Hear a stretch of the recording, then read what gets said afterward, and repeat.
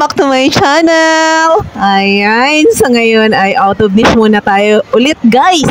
Pero malamang pagkatapos ito, balik na tayo sa mga piyesa ng motor. Pero pansamantala, lasapin na muna natin ang katas pa ng Pasko. Ayan, so, ayan guys, lumabas kami, nagkayayaan bigla. Walang preparation na nangyari. Wala nang ayos-ayusan. So, punta na daw kami sa labas pagpapakain si boss. So, ayaw pa ba kami noon? Libre yun, guys. Ayan, galante kasi si boss. So, medyo sa time na, ay sa puntong yan, guys, medyo nahihiya pa akong ipakita na panay ang kami video ko. Kaya pasimple lang yung makakuha ko dyan, okay?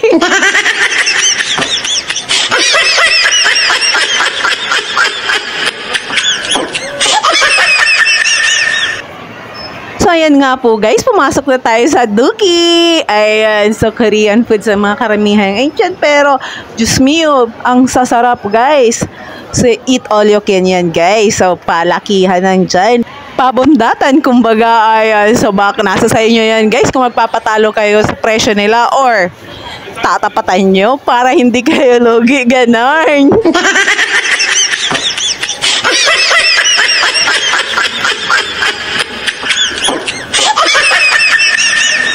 Ang tip ko lang sa inyo guys, kung kakain kayo sa mga ganyan, halimbawa gabi kayo pupunta, tanghali pa lang, kaunti lang kainin nyo para maraming space, okay?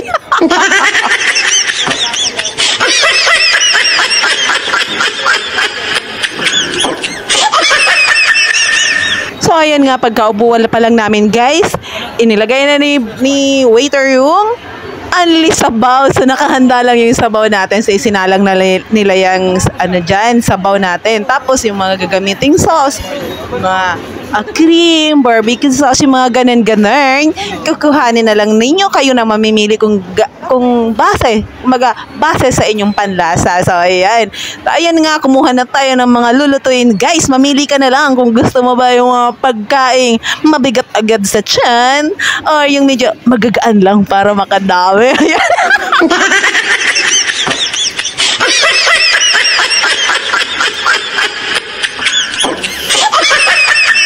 So, ayan na nga guys, samili na tayo ng mga kakainin natin. Gustong isalang natin dyan guys. So, ayan.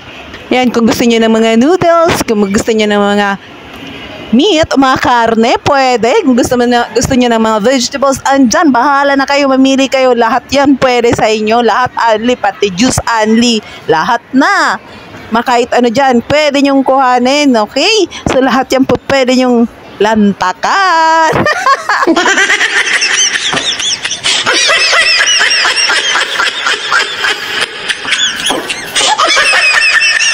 So, ayan, kung gusto nyo po guys ng mga lutunan, hindi na kayo magluluto, pwede rin. Andun sa may harap guys, sa bungad pala, andun na yung mga lutong, fried chicken, mga finger foods, lahat andun. Mamimili na lang po kayo, lahat po pwede nyong pakialaman. Okay? So, ayan, kung dito yung mga lulutuin doon sa kabila guys, sa may bungad pa lang, andun yung mga, sabi ko nga, mga luto na. Ayan, daming kinuha ni pari ko. Ayan. Tapos, andun na din sa may sa isang parte po, yung mga sauce na gagamitin, na gusto mamimili na lang ko kayo base sa panlasa nga. Ayan.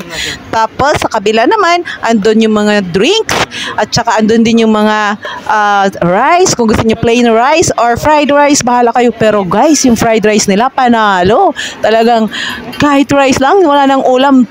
Okay guys. Ang sarap talaga ng pagkakatimpla nila. Promise, okay? So, ayan na nga po guys. Sa umpisa pa lang punong-puno na yung bowl ni pari ko. Lahat na lulutuin. Pero syempre, yung tahong, hindi niya nilampasan kasi paborito na daw ang talong tuloy. Ang tahong guys. Okay?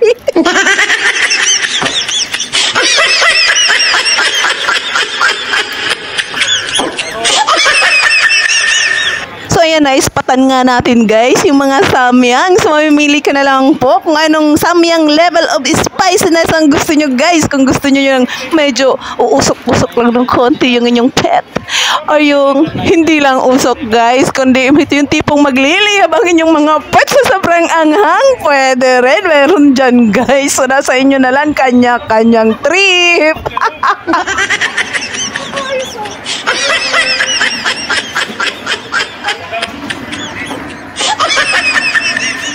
Pero guys, nakakatakot din yun, di ba?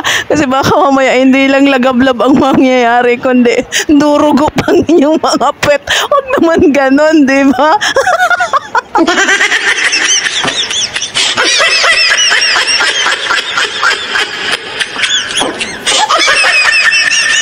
So, yan na nga po guys, kumukulo na yung ating sabaw. So, ilalagay na lang ho natin yung ating mga kinuhang pagkain na lulutuin guys. Ayan na, so si boss na naglagay. Ayan.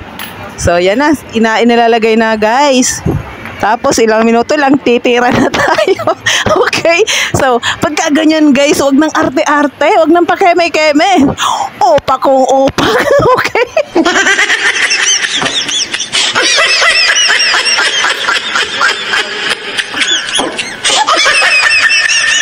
So, ayan na nga po guys, hindi ko lang mabanggit-banggit dito sa video kong ito kung magkano yung binabayaran per head kasi baka bawal guys. Pero kung gusto nyong malaman, pwede po kayong mag-comment sa baba at sasagutin ko din po kayo.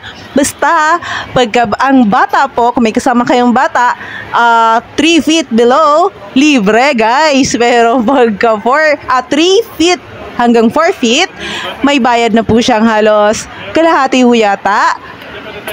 Hindi naman kalahati, medyo mababa po ng kaunti. Tapos, mababa sa kalahati. Tapos, pagka nag-4 feet na pataas, or nag-4 feet na po siya, automatic, regular price na po siya guys. Okay? Ganun lang po yun. So, ito pa po guys, kapag may kasama po kayong birthday celebrant, siya po ay magiging libre. So, kumain din siya ng hanggat kaya niya. Basta, may kasama po siyang 3 adults. Okay? Yun lang naman po yung requirements, guys. So, ano pa hinihintay nyo? Tara na! So, ayan na nga, guys. Malapit nang maluto yan. So, makakatikim na tayo ng malinamnam. Sobrang sarap na pagkain, guys. So, sa totoo lang, guys, wala ka dyan na paihindian sa lahat ng yan. Naku, lahat talaga titikman mo. Masarap talaga, guys. Promise. Di ako nagbibiro sa inyo. Subukan nyo. Oh, di ba? So, ganyan lang yan. So, sa puntong yan, guys, malapit nang maluto, malapit nang kumulo yung ating niluluto.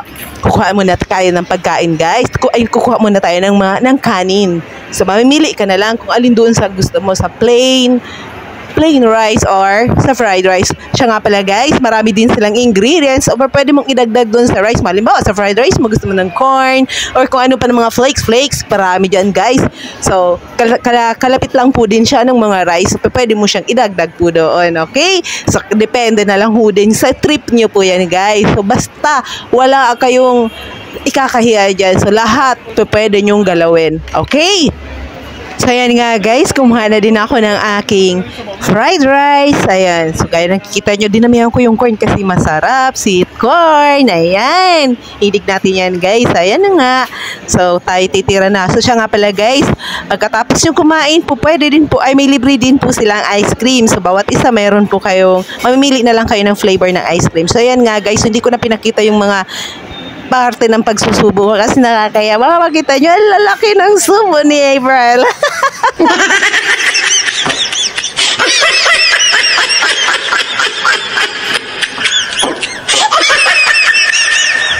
Oh, diba guys? May delightful ambience ito. Kaya sige, puntahan nyo na guys. So, ayan. So, teka lang, kakain muna din ako ng ice cream guys ha. Mango sa akin. So, sa inyo, bahala kayo kung ube, chocolate, or kung ano man na flavor, bahala na kayo guys.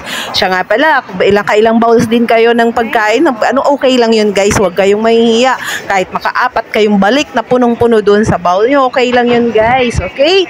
Laging tatandaan na kapag kumain kayo sa ganito guys, huwag kayong masyadong magkulilikot kasi baka mamaya biglang i-aria palabas. Alam nyo na ang ibig ko sabihin, di ba guys?